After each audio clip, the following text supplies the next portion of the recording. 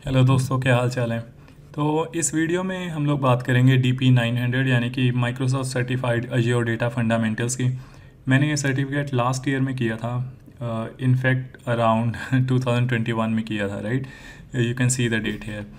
तो मैं आपको बताऊंगा कि क्या क्या है इस सर्टिफिकेशन को करने के लिए, कौन कौन से टॉपिक हमें करने हैं, और ये पूरी की पूरी प्लेलिस्ट है जिसमें मैं सारे के सारे जो मेन टॉपिक्स हैं वो कवर करूँगा और कोशिश करूँगा कि अगर आप इन सारी वीडियोस को गो थ्रू करते हैं तो आपका जो ये सर्टिफिकेशन है अज्योर डेटा फंडामेंटल्स का, वो काफ़ी इजीली हो जाएगा। जब भी मैं कोई भी सर्टिफिकेशन वगैरह से रिलेटेड वीडियो बनाता हूं तो मैं एक चीज़ हमेशा बोलता हूं कि अगर आपको ये सर्टिफिकेशन करना है तो कोशिश कीजिए कि आप जो है एग्ज़ाम का स्लॉट बुक कर लीजिए।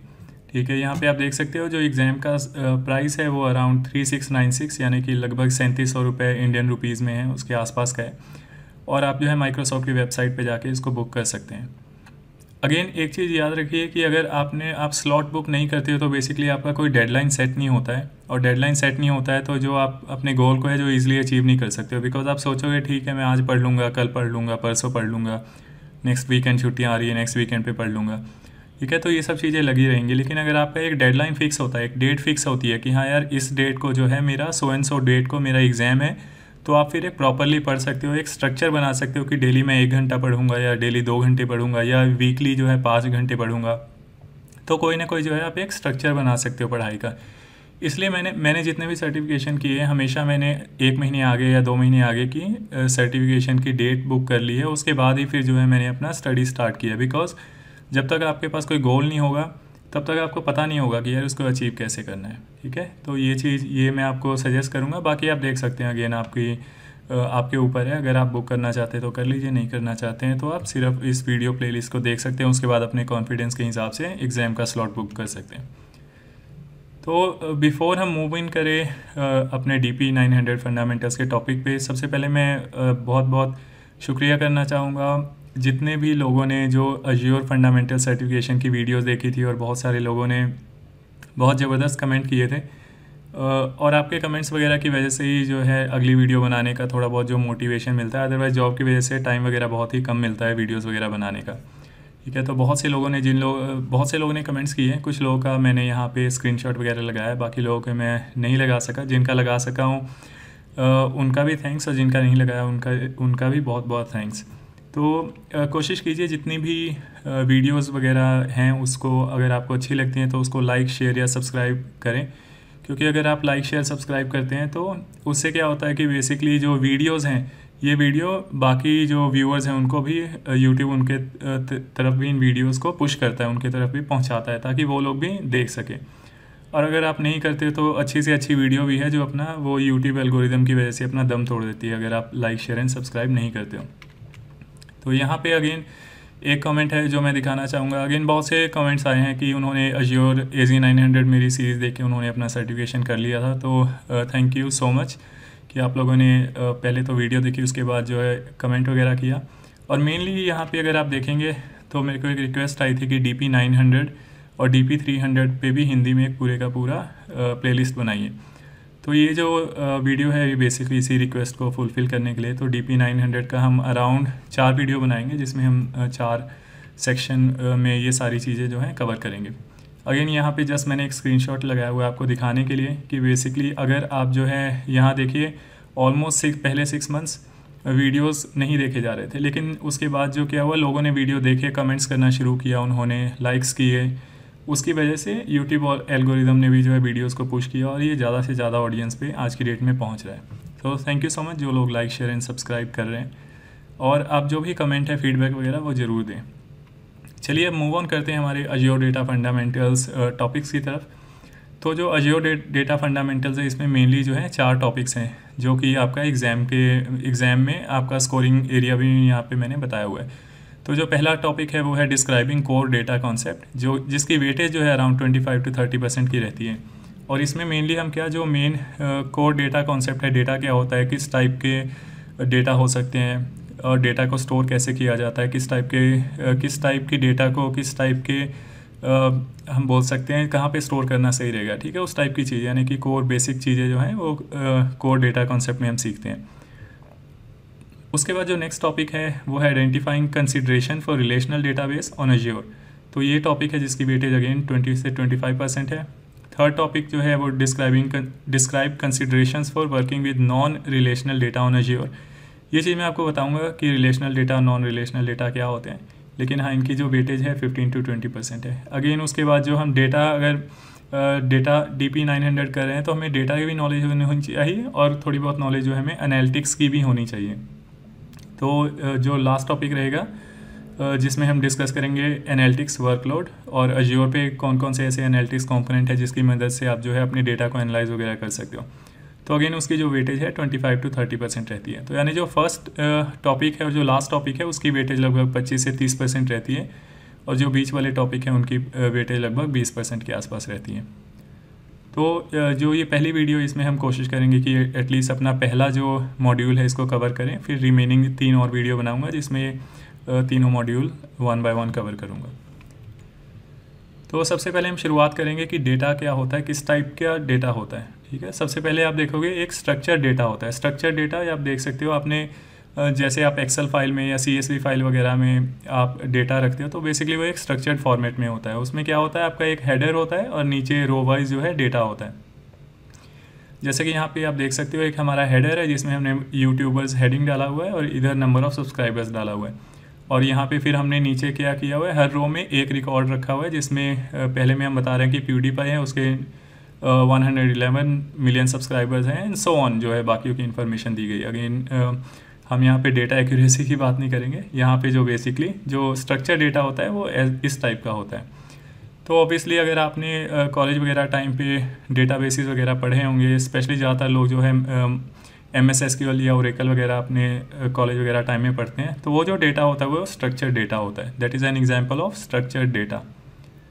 अब सेमी स्ट्रक्चर्ड डेटा होता है एक second type of data, semi structure. ठीक है, तो इसमें क्या होता है, जो आपका JSON हो गया है, XML हो गया, ठीक है, वो जो डेटा होता है वो बेसिकली हमारा सेमी स्ट्रक्चर्ड डेटा होता है। जैसे कि आप यहाँ पे देख सकते हो, जो पहला यहाँ पे आप देख रहे हो स्क्वायर ब्रैकेट स्टार्ट हो रहा है, उसके बाद कर्ली ब्रेस स्टार्ट हो रहा है और यहाँ पे जो इन्फॉर्मेशन हमने कैप्चर की है एक यूट्यूबर की, और यहाँ पे उसकी यूट्यूबर चैनल नेम दिया हुआ है, सब्सक्रिप्शन दिया हुआ है, ईमेल एंड एड्रेस दिया हुआ है। और यहाँ पे फिर हमने जो सेकेंड कर्ली ब्रेस में यूट्यूबर और सब्सक्राइबर की सिर्फ इन्फॉर्मेशन दी गई है, ईमेल एंड एड्रेस नहीं दिया हुआ है। यानी कि स्ट्रक्चर्ड और सेमी स्ट्रक्चर्ड में आप देखोगे एक डिफरेंस यहाँ पे आपको थोड़ा क्लियरली दिख रहा होगा कि स्ट्रक्चर डेटा में क्या होता है, जब आप एक बार हेडिंग डिफाइन कर देते हो तो हर रो में जो है उस सिमिलर टाइप का डेटा होता है। ऐसा नहीं है कि इसमें एक रिकॉर्ड में ईमेल एड्रेस होगा, दूसरे में नहीं होगा एंड सो ऑन। ठीक है, यानी कि आप स्कीमा जो है एक ब्लूप्रिंट या जो स्कीमा बोल सकते हैं उसको आप डिफाइन कर देते हो। अब यहाँ पे लेकिन सेमी स्ट्रक्चर्ड में क्या होता है, पहला जो डेटा है उसमें ईमेल है, एड्रेस भी है, लेकिन सेकेंड वाले में नहीं है। अब जो तीसरा रिकॉर्ड अगर हम एंटर करें उसमें एडिशनल इन्फॉर्मेशन भी हो सकता है फ़ोन नंबर दिया हुआ है एंड सो ऑन। तो वो जो डेटा होता है वो बेसिकली सेमी स्ट्रक्चर टाइप का डेटा होता है, जो कि टेबुलर फॉर्मेट में नहीं होता। लेकिन आजकल जो है सेमी स्ट्रक्चर डेटा भी बहुत ज़्यादा एप्लीकेशंस वगैरह में यूज़ होता है, स्पेशली अगर आपने JSON या डिक्शनरी, ठीक है, इस टाइप का अगर सुना होगा तो आपको पता होगा ये जो डेटा है, इस टाइप का डेटा जो है काफ़ी आजकल यूज़ होता है। अगेन उसके बाद जो है थर्ड टाइप है वो होता है अनस्ट्रक्चर्ड डेटा। अनस्ट्रक्चर्ड डेटा में क्या होता है, बिल्कुल ही अनस्ट्रक्चर्ड होता है, और अगर इसको मैं एक झलक मारूँ इस अनस्ट्रक्चर्ड डेटा पे तो मैं कोई भी इन्फॉर्मेशन जो है क्लियरली नहीं निकाल सकता हूँ। ठीक है, मुझे लाइन बाय लाइन सब चीज़ों को पढ़ना पड़ेगा तभी मैं कोई इन्फॉर्मेशन इससे निकाल पाऊँगा। अनस्ट्रक्चर्ड डेटा के एग्जाम्पल यहाँ पे आप देख सकते हो। ऑब्वियस एक एग्जाम्पल है, ये एक CV है, और जो भी रिज्यूमे वगैरह होता है वो एक टाइप ऑफ अनस्ट्रक्चर्ड डेटा होता है।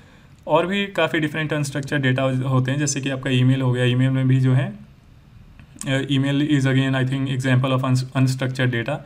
और कुछ और एग्जाम्पल जो है आप स्ट्रक्चर्ड डेटा या अनस्ट्रक्चर्ड डेटा के वो कमेंट सेक्शन में बता सकते हो। मैं आपको रिप्लाई कर दूंगा कि आपका जो कमेंट है वो सही है कि नहीं है।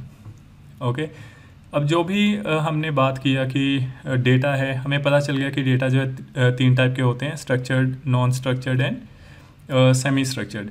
ठीक है, अब हम जो डेटा है मेनली हमारा ऑब्जेक्टिव क्या रहता है, हमारा ऑब्जेक्टिव यही है कि डेटा को हमें कहीं ना कहीं स्टोर करना है। ठीक है, डेटा को स्टोर करना है, क्योंकि जब भी आप कोई एप्लीकेशन बनाते हो उसमें एप्लीकेशन से रिलेटेड डेटा होता है, या फिर आप जो है कस्टमर की इन्फॉर्मेशन गैदर कर रहे होते हैं, या जैसे अगर आपने एक वेबसाइट बनाई है जिस पे आप अपना प्रोडक्ट सेल करते हो, तो ऑब्वियसली आपको जो प्रोडक्ट की इन्फॉर्मेशन है उसको कहीं ना कहीं तो रखना पड़ेगा, राइट। तो बेसिकली वो जो प्रोडक्ट का डेटा है आप उसको सेव करते हो, कहीं ना कहीं स्टोर करते हो। तो ये जो एक पर्पस है, that is the reason basically हमें जो है डेटा स्टोर करने की ज़रूरत पड़ती है। ठीक है, अगेन डेटा स्टोर करने के कुछ लीगल रिक्वायरमेंट भी होते हैं, जैसे कि फॉर एग्जांपल अगर आप एक टेलीकॉम कंपनी हो तो ऑब्वियसली आपको जो at least I think around 6 months का डेटा जो है सेव करके रखना पड़ता है, ताकि अगर लीगल रिक्वायरमेंट की वजह से ज़रूरत पड़े तो आप जो है एज एन ऑर्गेनाइजेशन जो भी पुलिस है या अदर लीगल अथॉरिटीज़ हैं उनको जो है अपना डेटा उनको दे सको, शेयर कर सको अगर ज़रूरत पड़ती है तो again there can be other requirements, other reasons भी हो सकते हैं डेटा को स्टोर करने के, बट ये 2-3 जो है मेन रीज़न होते हैं। और अगेन जो दो मेजरली 2 टाइप के जो हैं कैटेगरीज हैं जिसमें डेटा स्टोर किए जाते हैं, एक तो होता है फाइल स्टोरेज, एक होता है डेटाबेसेस। तो फाइल स्टोरेज में आई थिंक बहुत कॉमन है ऑब्वियसली CSV एक्सेल टाइप के जो है फाइल्स वगैरह आपको पता है, वो जो है आप उसको स्टोर करते हो, तो वो एक फाइल स्टोर का एग्जांपल हो गया। और डेटाबेसेस क्या है, डेटाबेसेस अगेन आपने देखा होगा, आप अपने एप्लीकेशन का डेटा ओरेकल डेटाबेस में रख रहे हो या MS SQL में रख रहे हो, वो एग्जांपल है डेटाबेस टाइप ऑफ स्टोरेज का। तो यही 2 चीज़ें जो कॉमनली यूज़ होती हैं, या तो फाइल स्टोरेज या डेटाबेसेस। और थोड़ा डिटेल में समझते हैं कि हमारे जो फाइल स्टोरेज हैं उसमें बेसिकली हम किस किस टाइप की फ़ाइल्स रखते हैं। ठीक है, तो हमारा पहले तो टाइप ऑफ फाइल्स डिस्कस कर लेते हैं। तो टाइप ऑफ फाइल्स जो हैं वो डिसाइड करती हैं कि बेसिकली हमारा जो डेटा है वो किस टाइप का होगा उस फाइल में।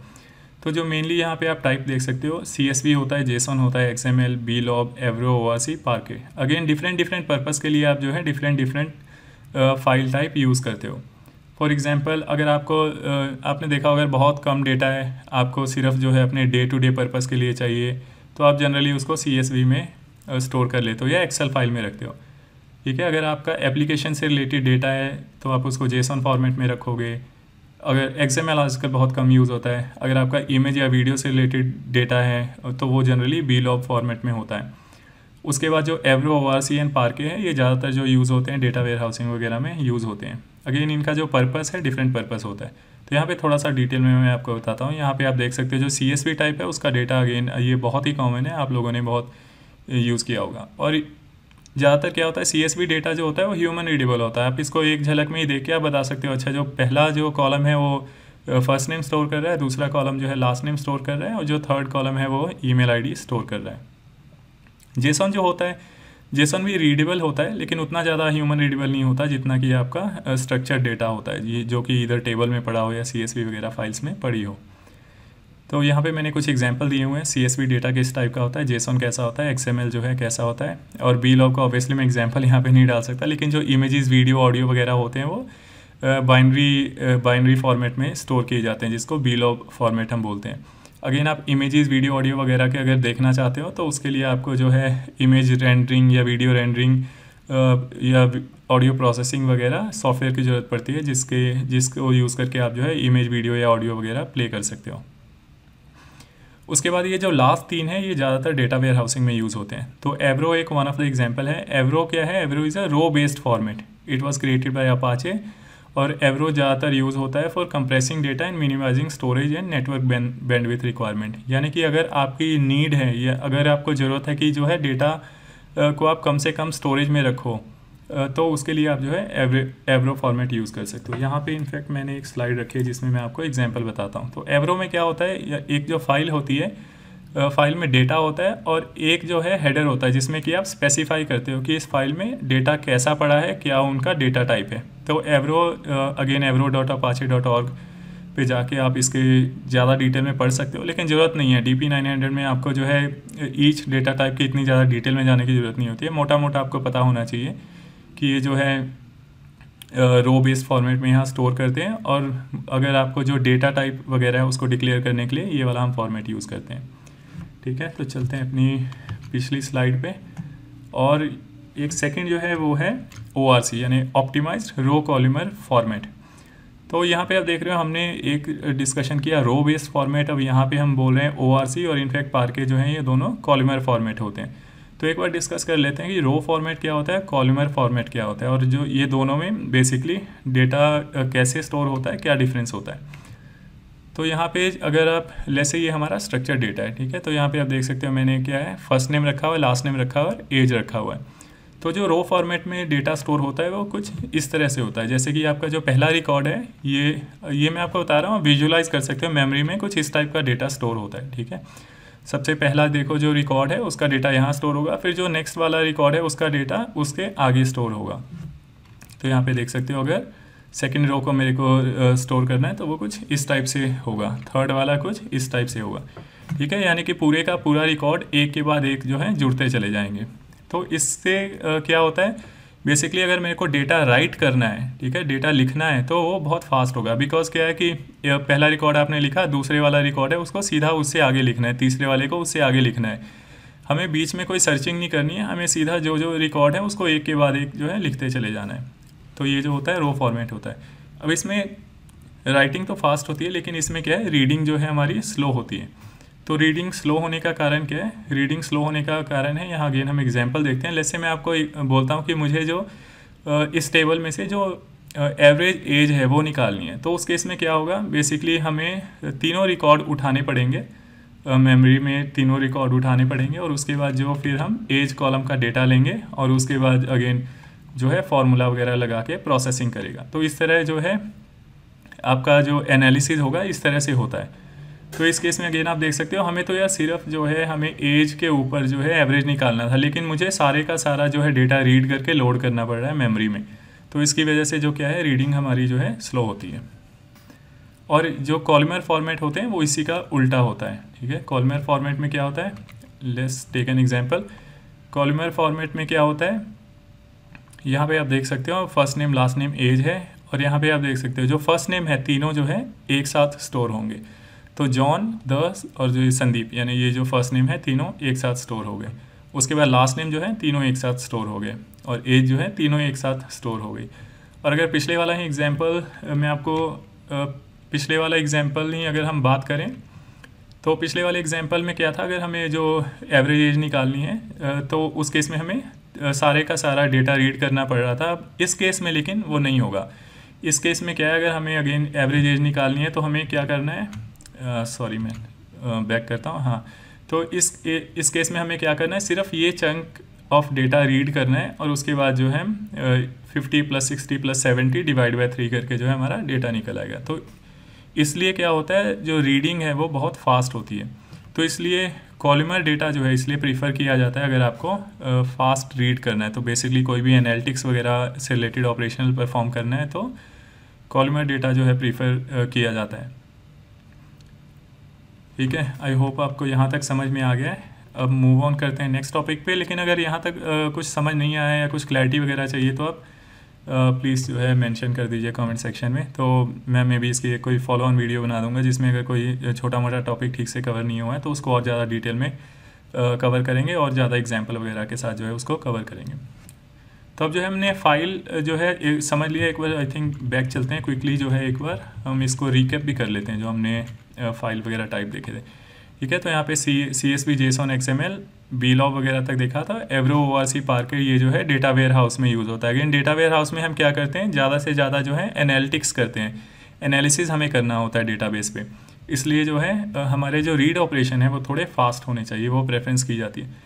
अगेन आप क्या अचीव करना चाहते हो उसके बेस पे आप डिसाइड करोगे कि आपको डेटा को किस फॉर्मेट में सेव करना है, ठीक है। तो बेसिकली आप ऐसा नहीं है कि आप पहले ही सोच लोगे कि यार मैं पार्के यूज़ करूँगा, पार्के फाइल फॉर्मेट यूज़ करूँगा, ऐसा कभी नहीं होता है। आपको पहले जो है टारगेट ऑब्जेक्टिव पता होना चाहिए कि मुझे करना क्या है। फॉर एग्जांपल अगर जो है आप ट्रांजैक्शंस प्रोसेस कर रहे हो या ट्रांजैक्शनल रिलेटेड एप्लीकेशन है आपकी, तो बेसिकली आपको जो डेटा है स्ट्रक्चर डेटा में रखना पड़ेगा। अगर आप जो है एनालिसिस कर रहे हो तो you can go for one of these types, ठीक है। ये सब जो है तरीका है। अब चलते हैं, हमने फ़ाइल का सब कुछ समझ लिया है। तो जैसा मैंने आपको बताया दो तरीके होते हैं डेटा को सेव करने का, एक तो फाइल होता है, दूसरा होता है डेटाबेसेस। तो again type of databases discuss करते हैं। तो डेटाबेसेस में आप देखोगे तो दो तरह के डेटाबेसेस होते हैं। एक तो होता है रिलेशनल डेटाबेस। रिलेशनल डेटाबेसेस के एग्जांपल कौन से हैं, SQL सर्वर हो गया आपका, MySQL हो गया, पोस्टग्रेस हो गया।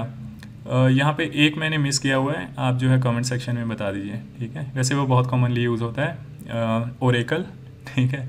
आई थिंक उसके बाद भी कुछ एग्जांपल अभी मिसिंग होंगे, आप जो है कमेंट सेक्शन में लिख सकते हैं। तो ये हो गया अपना रिलेशनल डेटाबेस। सेकंड होता है अपना non relational database. Non relational database में क्या आ जाता है? की value database, document database, column family database and graph databases.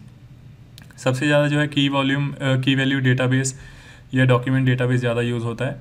Graph database again उन एप्लीकेशन में यूज़ होता है जहाँ पे जो थोड़ा रिलेशनल टाइप का डेटा वगैरह रखना होता है। कॉलम फैमिली डेटाबेसिस अगेन जैसा मैंने आपको बताया, अगर आपको जो है क्विकली रीड ऑपरेशन वगैरह परफॉर्म करने हैं तो आप कॉलम फैमिली डेटाबेसिस चूज़ करोगे।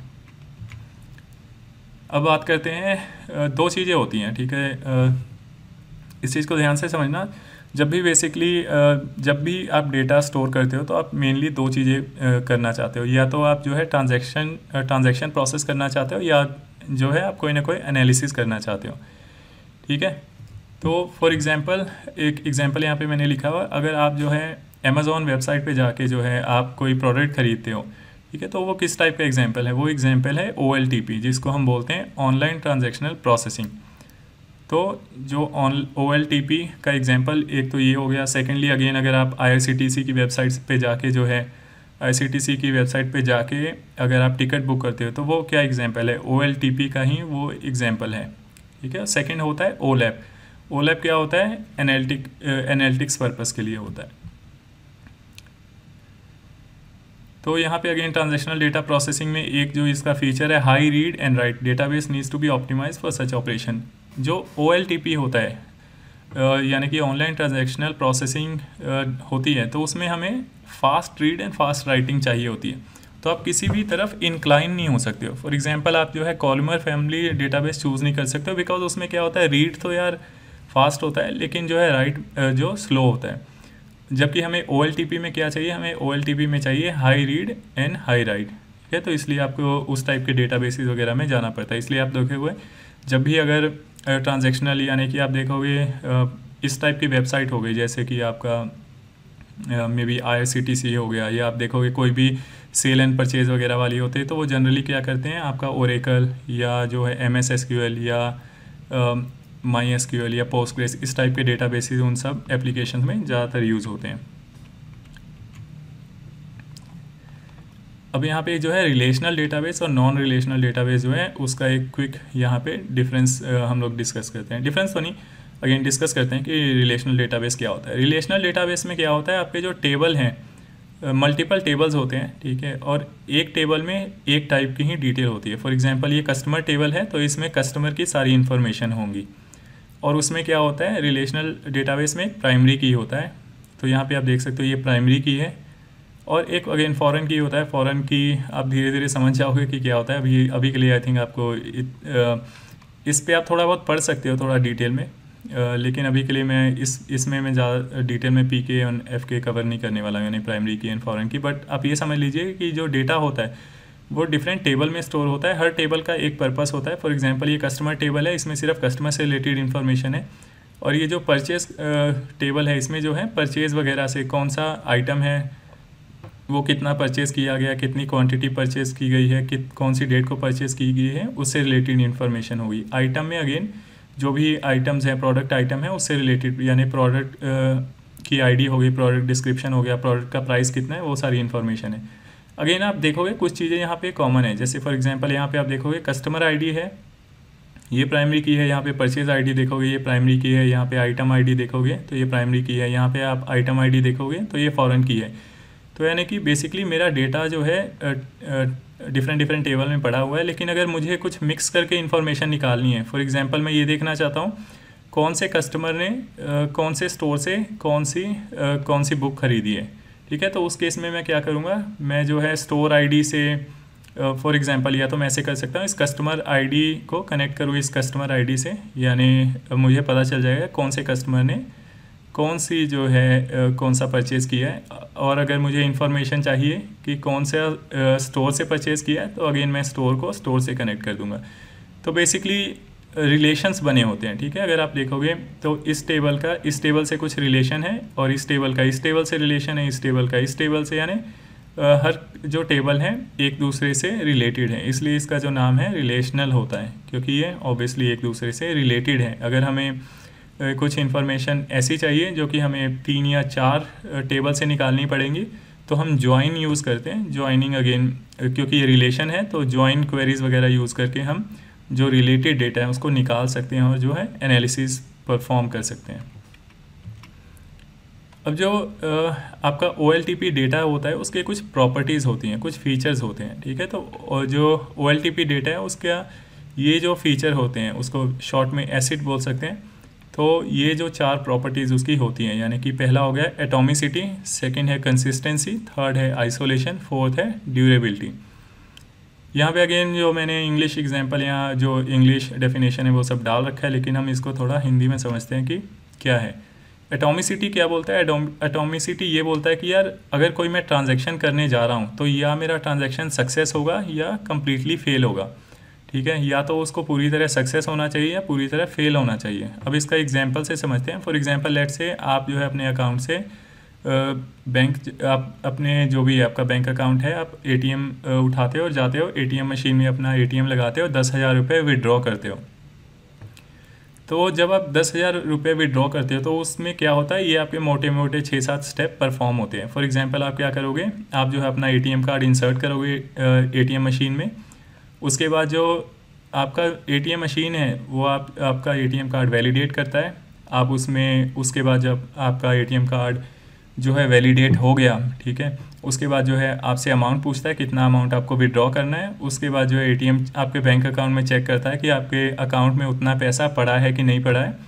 उसके बाद अगर पैसा पड़ा होता है तो आपको जो अमाउंट विड्रॉ करके दे देता है, और उसके बाद आपके बैंक अकाउंट में वो अमाउंट जो भी आपने निकाला है, यानी 10,000 रुपये आपको निकालना था तो 10,000 माइनस करके आपका जो बैंक अकाउंट है अपडेट कर देता है, ठीक है। अब इसमें क्या होगा, अगर एक भी स्टेप फेल होता है, फॉर एग्जांपल जैसे आपका जो 5th स्टेप अगर आपका अमाउंट निकला, ठीक है, अमाउंट आपका निकला, ये स्टेप फेल हो गया, तो यानी कि क्या होगा, सारी की सारी ट्रांजैक्शन ही फेल मानी जाएगी। और अगर पुराना जो भी कोई स्टेप हुआ है तो उसको रोल बैक किया जाता है, ठीक है। या तो सारा सक्सेस होना चाहिए या तो सारा जो है फेल होना चाहिए।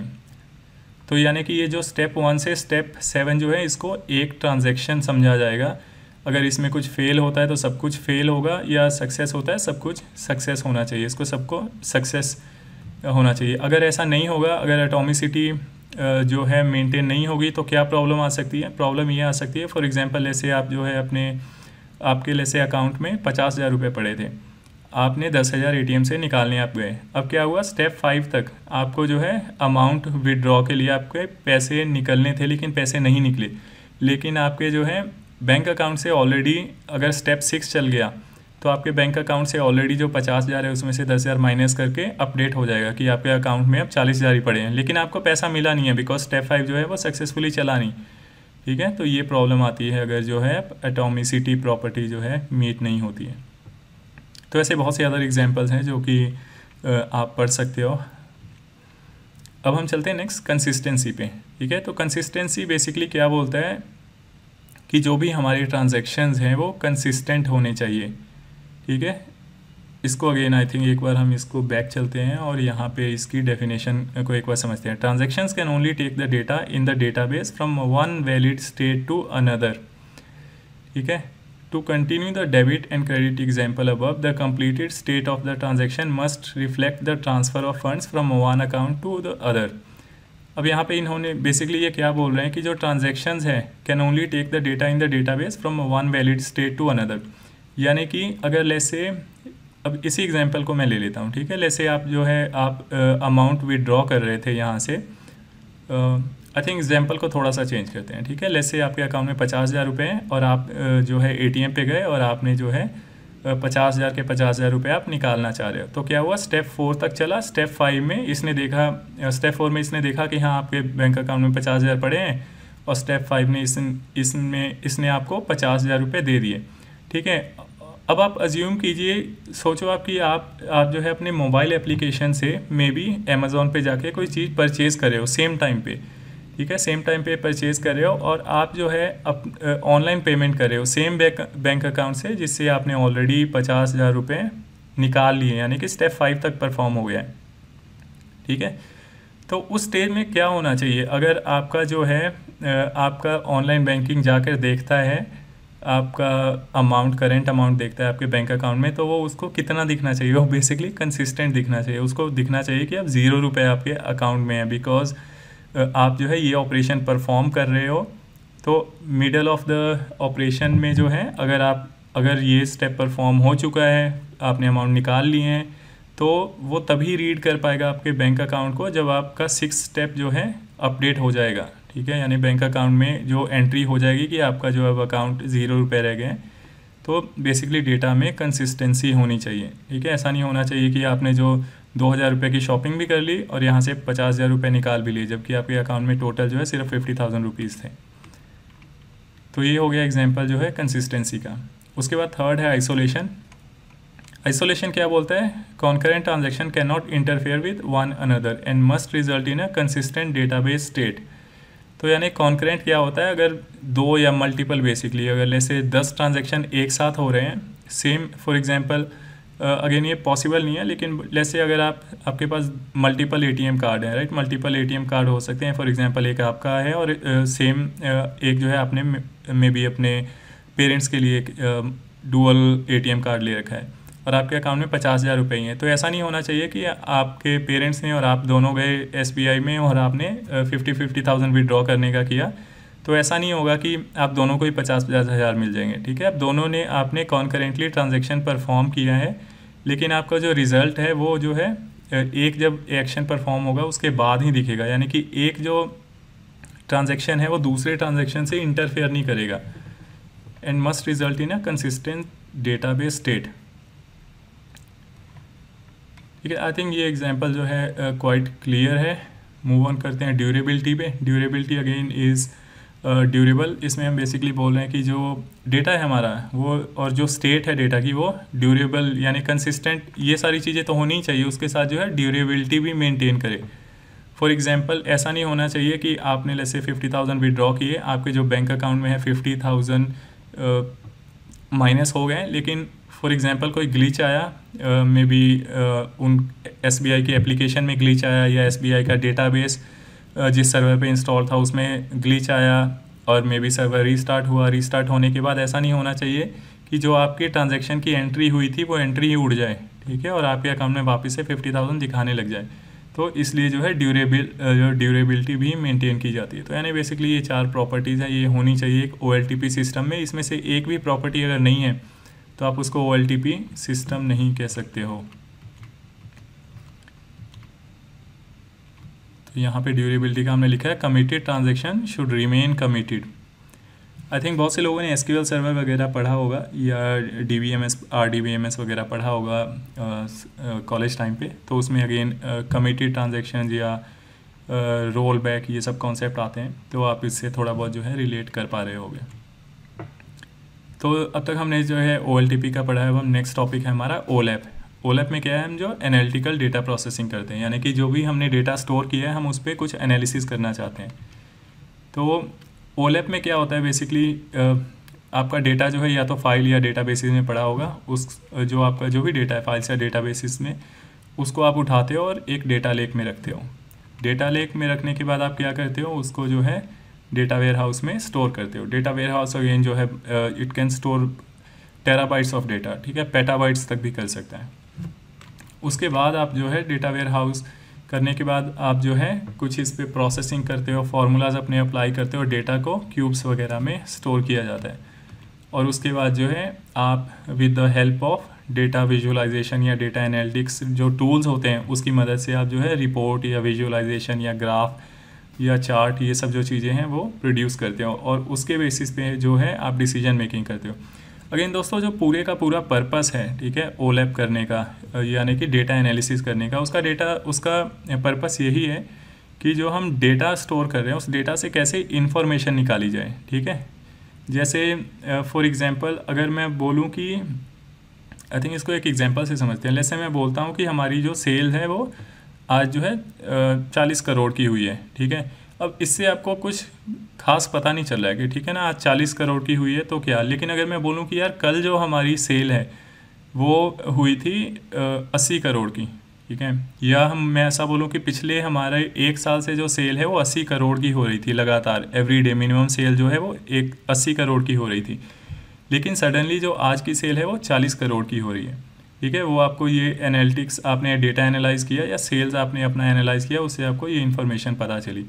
अब आप जो 40 करोड़ मेरी जो आज सेल्स कम क्यों हुई है, ठीक है, आपको बेसिकली वो इन्फॉर्मेशन निकालनी है कि वो कम क्यों हुई है, उसको मैं कैसे क्या बिजनेस डिसीजन लूँ जिससे मुझे वो चीज़ें इम्प्रूव हो। तो वो सारे का सारा बेसिकली पर्पस होता है डेटा को एनालाइज करने का, ताकि आप जो है बेटर बिजनेस डिसीजन ले सको, बिजनेस को इम्प्रूव कर सको और बेसिकली अपना प्रॉफिट बढ़ा सको। ऑर्गेनाइजेशन का यही मेन ऑब्जेक्टिव रहता है।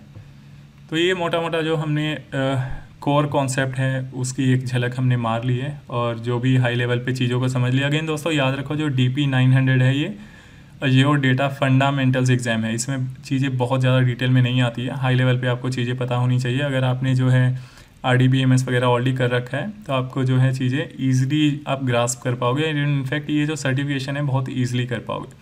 तो एक जस्ट क्विक नॉलेज चेक करते हैं। How is data in a relational table organized. तो जो रिलेशनल डेटाबेस होता है उसमें डेटा कैसे स्टोर होता है, row and columns, as a row and columns, या हेडर एंड फुटर, या पेजेस एंड पैराग्राफ। तो बेसिकली जो हमने पढ़ा था कि जो डेटा है वो as a row and column store होता है। तो correct answer is rows and columns. Second question है, which of the following is an example of unstructured data. Unstructured data का एग्जांपल कौन सा है। एक एम्प्लॉय टेबल है जिसमें employee ID, employee name and employee designation पड़ा हुआ है। क्या ये अनस्ट्रक्चर्ड डेटा है? बिल्कुल भी अनस्ट्रक्चर्ड डेटा नहीं है, बिकॉज हमें हेडर पता है और टेबुलर फॉर्मेट में डेटा स्टोर्ड है, तो it is an example of structured data. Second option है audio and video files. Third option है a table within a relational database. ठीक है, तो जैसा कि हमने देखा था कि रिलेशनल डेटाबेस में क्या होता है, मल्टीपल टेबल्स होते हैं। तो ये कह रहा है कि ऐसा कोई भी एक टेबल है रिलेशनल डेटाबेस में, क्या वो एग्जांपल है अनस्ट्रक्चर्ड डेटा का। तो C is also incorrect, A is also incorrect. जो सेकेंड ऑप्शन है that is a correct example. तो बेसिकली ऑडियो एंड वीडियो है, that is an example of unstructured data.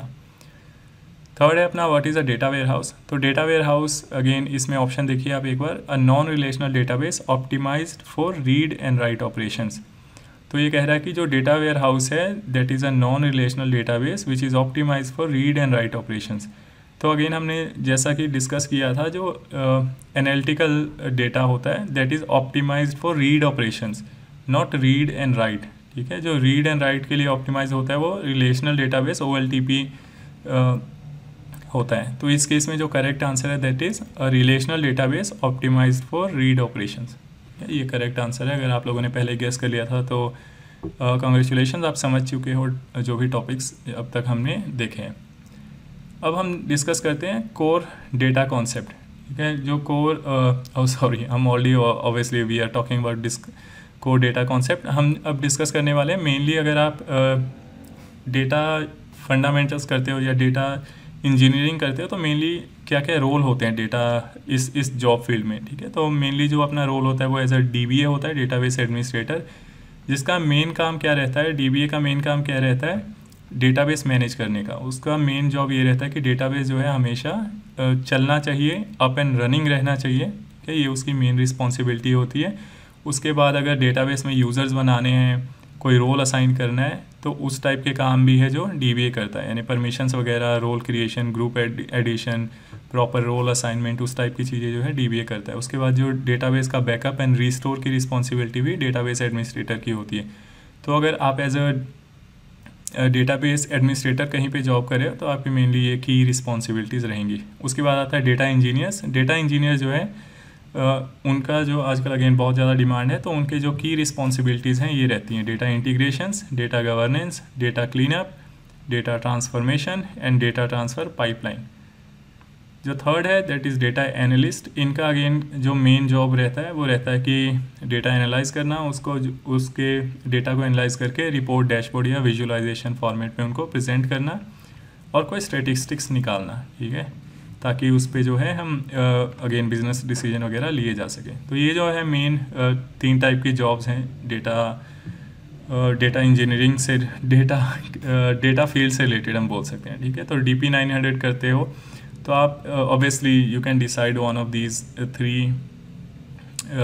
3 जो भी क्या बोलूँ मैं इसको जॉब प्रोफाइल हम लोग बोल सकते हैं, तो आप उन सब में से डिसाइड कर सकते हैं। अगेन ये जो अजियो डेटा फंडामेंटल्स है ये बहुत ही बेसिक है। आप ये मत समझना कि आपने DP900 किया और आपकी जो है इमीडिएटली जॉब लग जाएगी। This is one of the basic thing, ये तो आपको करना ही है। उसके बाद जो है इस DP900 के बाद जो है आप अदर सर्टिफिकेशन, हायर सर्टिफिकेशन वगैरह के लिए भी जा सकते हो।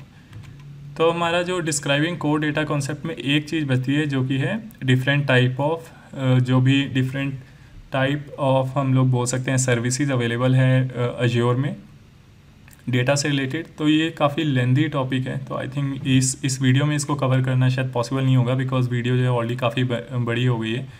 और यहाँ पे आप देख सकते हो ये सारे डिफरेंट डेटा कंपोनेंट्स हैं, या हम बोल सकते हैं डेटा से रिलेटेड सर्विसेज हैं जो कि अज्योर पे हैं। और इन सबको जो है हम कोशिश करेंगे नेक्स्ट वीडियो में, जो कि सेकंड मॉड्यूल से रिलेटेड मैं बनाऊंगा, उसमें ज़्यादा टॉपिक नहीं होंगे, तो ये वाला टॉपिक भी उसी में हम लोग कवर कर देंगे। तो ये जितने भी सर्विसेज हैं DB से रिलेटेड माइक्रोसॉफ्ट अज्योर पे, ये सबको जो है हम डिटेल में डिस्कस कर लेंगे एक बार, और उसके बाद हम लोग जो है अपने सेकेंड टॉपिक पे मूव ऑन करेंगे। तो आई थिंक हमारे फर्स्ट लेसन में इतना ही था। बहुत जो है शॉर्ट एंड क्रिस्प रखने की मैंने कोशिश की है वीडियो को, लेकिन अगर कोई ऐसा टॉपिक है जो ठीक से समझ नहीं आया, या आपको लगता है कि उसमें थोड़े और एग्जाम्पल ऐड करने चाहिए थे, या कुछ भी आपको लगता है इम्प्रूवमेंट की जा सकती है, तो मेरे को बता देना कमेंट सेक्शन में, ताकि जो नेक्स्ट वीडियो आएगी मैं उसमें वो सारे इम्प्रूवमेंट करके ही डालूँगा। अगेन चैनल को सब्सक्राइब नहीं किया तो प्लीज़ सब्सक्राइब कर लीजिए, चैनल को लाइक शेयर कीजिए, ताकि जो है यूट्यूब एल्गोरिदम को पता चले कि जो वीडियो है यूज़फुल है, और ज़्यादा से ज़्यादा हिंदी ऑडियंस जो है उनको ये वीडियो दिखाई जाए। Thank you so much for watching.